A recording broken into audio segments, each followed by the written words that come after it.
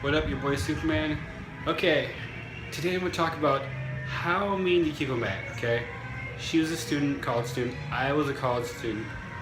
I lived with my grandfather on the east side of Washington. She lived with my grandma as a, my grandma host family type of deal. So I came over during the summer because my sister was getting married.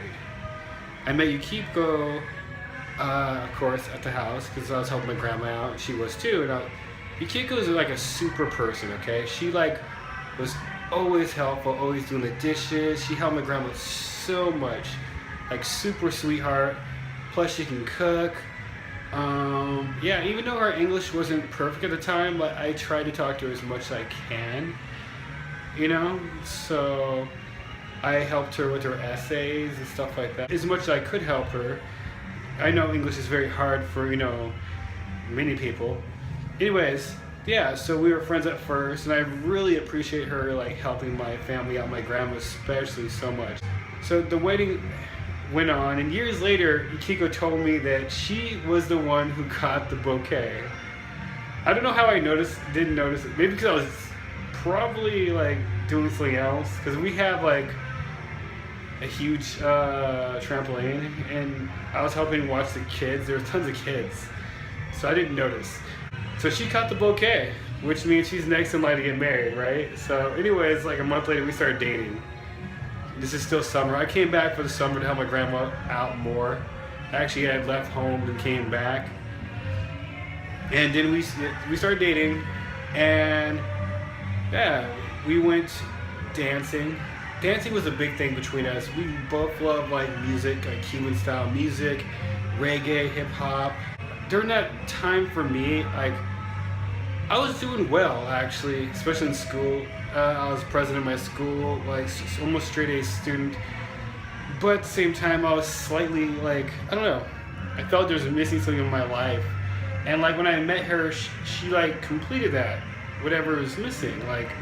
So I told her very exactly when we were dating. I was like, I feel like you're my sunshine. So yeah, she's my sunshine when days are dark. 6 months or so progressed, her visa was up, and she had to go back to Japan. And of course, I didn't want her to go back to Japan. So I was just like, how about you just marry me instead? Just marry me. I know that's kind of crazy, but hey, we're still married, right? I mean, this is how I asked her to marry me.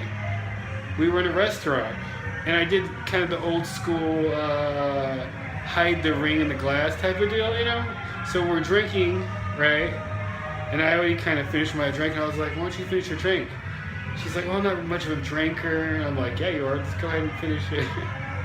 She's like, why are you trying to give me the drink so much? I just started laughing. And then she looked at the cup, and then she saw the ring. She's like, right? The whole thing. Then I was like, will you marry me and all that stuff. Did the get on your knees, marry me type of deal.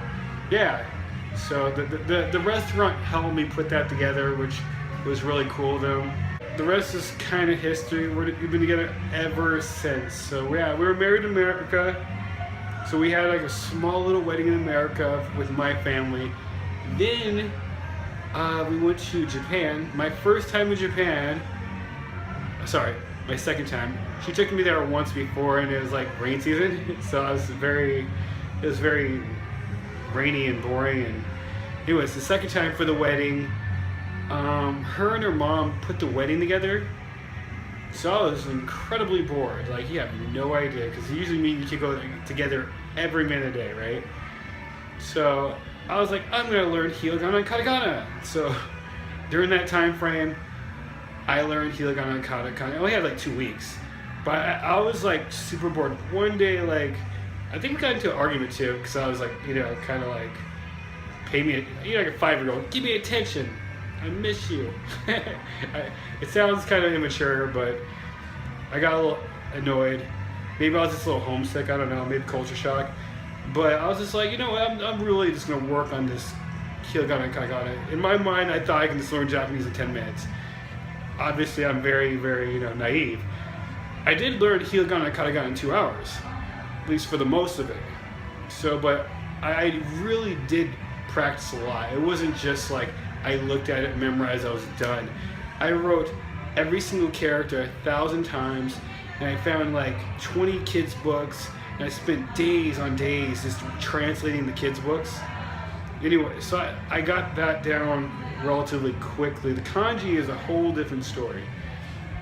Anyways, finally our wedding came, and the wedding is way different than I could ever imagine. We're talking, I think American girls would love it, okay? Because you get up to 3 dresses. So you can get the princess dress, maybe even 2 princess dresses, and well, this is Japan, so you'll have 1 Japanese traditional kimono princess dress, right? So you can change up to 3 times. I mean, honestly, if you're rich, you can change up to 5 times. It's all about the budget, you know? Guys too can change. You don't have to change if you're a guy, because usually guys prefer not to, but I changed. I had 1 suit, then I had Japanese kimono, so I changed once. Where Yukiko, I think she changed 3 times, maybe. I don't remember so clearly. So you spend the whole time in the dressing room changing and doing performance. It's like a play. It's like theatrical. It's crazy, but in the end, when you see the video, it's like it's usually pretty beautiful. If you want to see an actual Japanese wedding, check out international wedding video I did, and that gives you an example. That is a simplified version. They get way more elaborate, way more expensive. But it's really fun.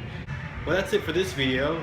That's kind of it. I really wish Yukiko was here to, share this story with me. In the future, I think Yukiko will, talk with me on these videos more. I'm really going to try to, get her to at least talk on a few videos. So, she is a professor at a college. She teaches, hundreds of students every day. She's talking in front of all these students. I don't think it's a big deal for her to talk to you guys like I do. Alright, peace until next time. Thanks for watching.